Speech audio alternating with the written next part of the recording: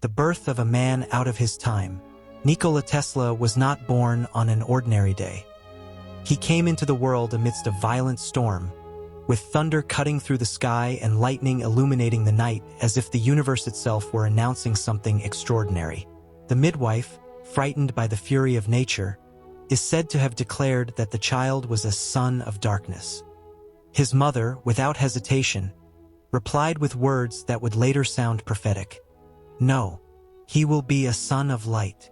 From the very first moment, Tesla's life seemed destined to walk among invisible, misunderstood, and powerful forces. He was born in 1856 in the small village of Smiljan, then part of the Austro-Hungarian Empire, the son of an Orthodox priest and an extremely intelligent, though uneducated, mother. Tesla grew up surrounded by books, ideas, and improvised inventions. His mother possessed an unusual ability to create household tools and ingenious mechanisms with her own hands, and it was from her that Tesla inherited not only creativity but also an almost superhuman memory and a vivid imagination, capable of visualizing entire machines functioning in his mind even before they were built. From an early age, Tesla showed signs of genius but also of fragility.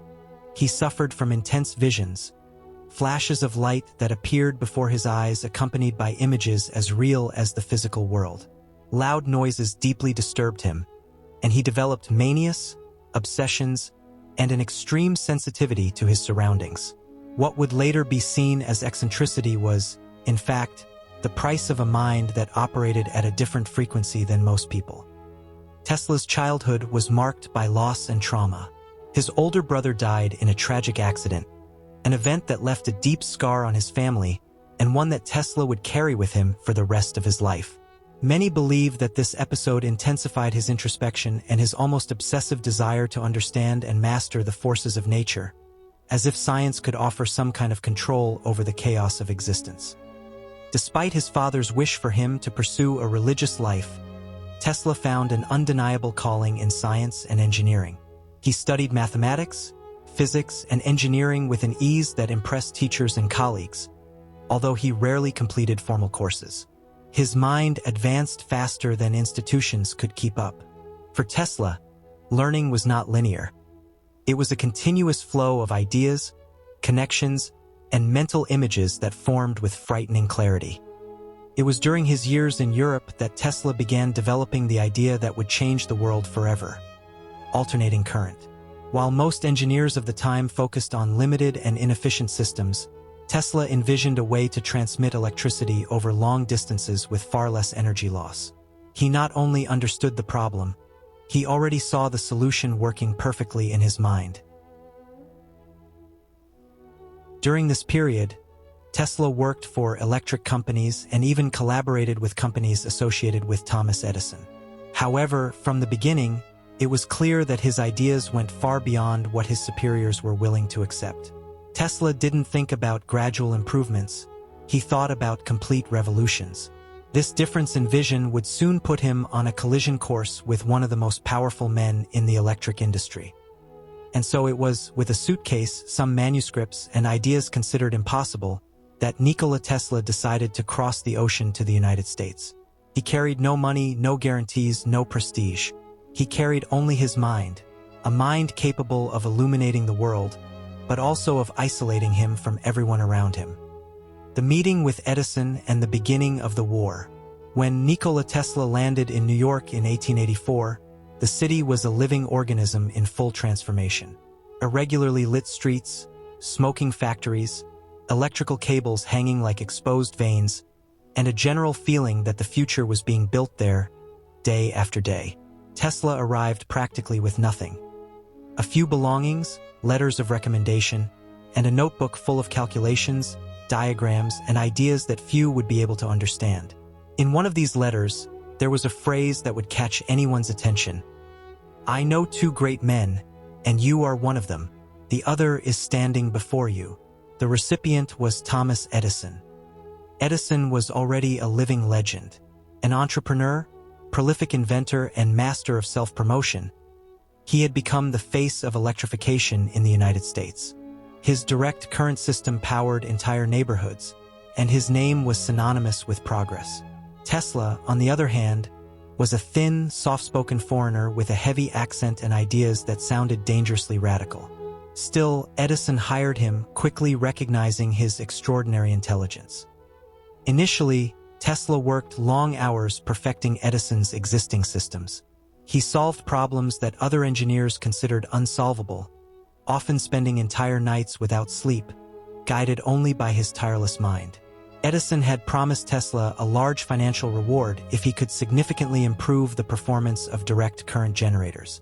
Tesla met the challenge brilliantly. When he demanded what had been promised, Edison told him it had all been an American joke. The breach of trust was profound. For Tesla, science was almost sacred. For Edison, it was a business. This clash of values marked the end of their relationship and the beginning of one of the greatest confrontations in the history of technology.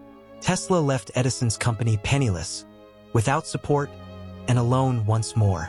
For a humiliating period, he even worked digging ditches to survive, while the city began to shine thanks to electrical systems based on ideas he knew were flawed. But it was precisely during this period of decline that Tesla's vision began to materialize. He found investors willing to listen to his ideas about alternating current, a system capable of transmitting electricity over long distances efficiently and safely.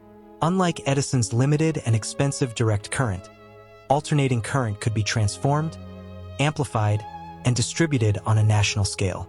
It was, without exaggeration, the key to electrifying the world. Edison's response was brutal. Fearing the loss of his empire, he launched a public campaign to discredit alternating current, claiming it was dangerous and deadly. Macabre demonstrations were staged, in which animals were electrocuted in public to associate Tesla's technology with death. Even the electric chair, powered by alternating current, was used as an instrument of negative propaganda. It was no longer a matter of science, it was war. Meanwhile, Tesla was going in the opposite direction. He didn't attack Edison, he didn't seek public revenge. His obsession was to prove, with facts and real-world operation, that his vision was superior.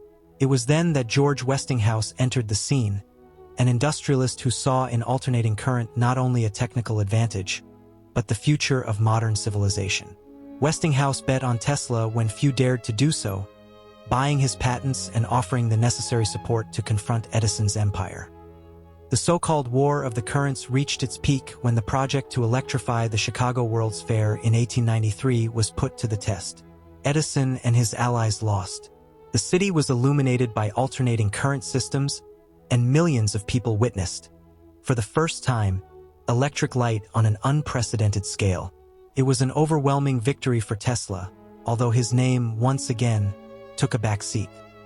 Shortly after, Niagara Falls was tamed by Tesla's alternating current, providing energy for entire cities. What had once seemed an impossible idea now powered industries, illuminated streets, and redefined the future. Tesla had won the most important technological war of the 19th century. But, ironically, this victory would mark the beginning of a new phase of isolation. The peak, the visions, and the price of genius. With the triumph of alternating current, Nikola Tesla finally became a celebrity. Newspapers splashed his name across the headlines, scientific journals vied for his interviews, and entire audiences gathered to watch his public demonstrations, where artificial lightning danced around his body as if he had tamed the forces of nature. Tesla didn't just explain science, he transformed it into spectacle. In a world still frightened by electricity, he emerged as a modern magician, someone who seemed to converse directly with the invisible. In his laboratory, Tesla advanced in directions that few could keep up with. He developed the Tesla coil, experimented with wireless power transmission, and demonstrated remotely controlled devices decades before the concept became commonplace.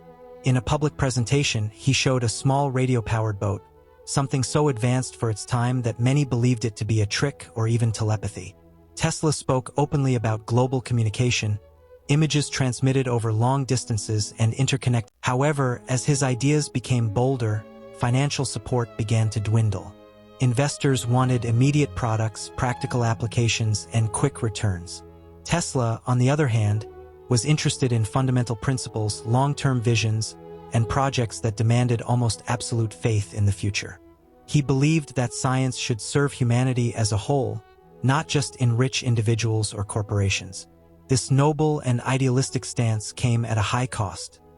It was in this context that his most ambitious project emerged, the Wardenclyffe Tower. Tesla believed it was possible to transmit electrical energy and information wirelessly to anywhere on the planet, using the Earth itself as a conductor. For him, this meant free and accessible electricity for everyone. Initially, the project attracted the support of J.P. Morgan, one of the most powerful men of the time. But when Morgan realized that it would not be possible to charge for the use of the transmitted energy, the funding was cut. From that point on, Tesla's public image began to deteriorate. His projects came to be described as fantastical, his pronouncements as delusions, and his once admired figure became the target of skepticism and irony. Increasingly isolated, Tesla began living in hotels, feeding on obsessive routines and maintaining habits considered strange. He avoided physical contact, had an aversion to germs, and developed an almost symbiotic relationship with numbers, especially the number 3.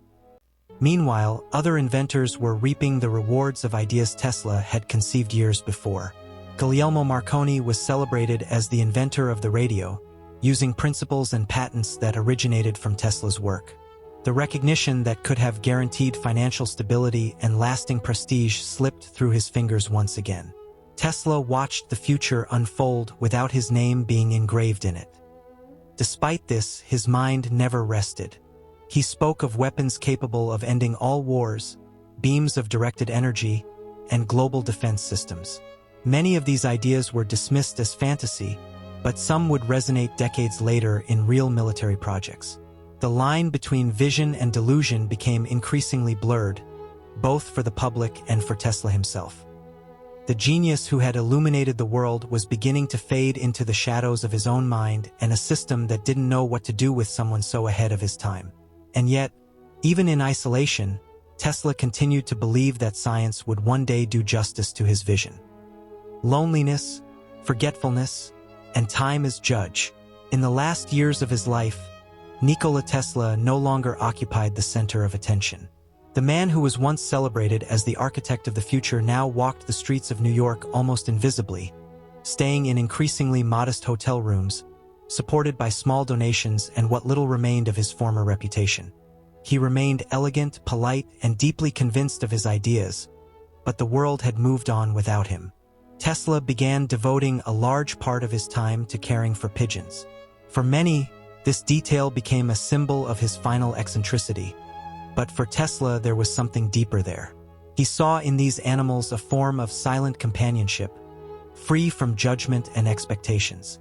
In particular, there was a white pigeon for which he said he felt an affection comparable to human love.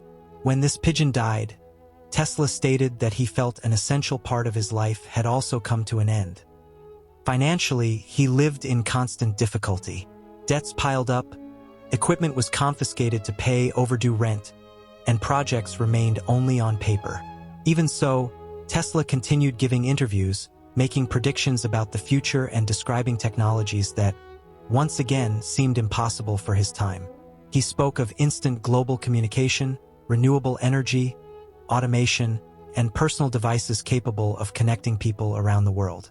Few took these words seriously. On January 7, 1943, Nikola Tesla was found dead in his hotel room at the age of 86. The official cause was heart failure. He died alone. Shortly afterward, agents of the United States government seized his documents, fueling rumors and theories that persist to this day. Some of his work was analyzed, some classified, and some simply disappeared. The man who spent his entire life trying to offer free energy to humanity had his last thoughts locked away in government archives. The recognition Tesla never received in his lifetime began to emerge slowly after his death. Scientists, engineers, and historians began to revisit his patents, his writings, and his predictions. Many of the technologies we now consider commonplace, efficient power grids, wireless communication, remote control, principles of robotics, and even internet concepts directly echo Tesla's ideas. Today, his name has been rescued from oblivion. Tesla is celebrated as one of history's greatest geniuses, a man who saw the future with frightening clarity, but who lived in a world unable to keep up with him. His story is not just about science, but about the price of genius in a society that values immediate results more than long-term visions. In the end, Nikola Tesla proved that time is the most merciless judge and also the most just. What was ridiculed, ignored, or stolen ended up returning to his name. He illuminated the world, even if the world took a while to realize who turned on the light.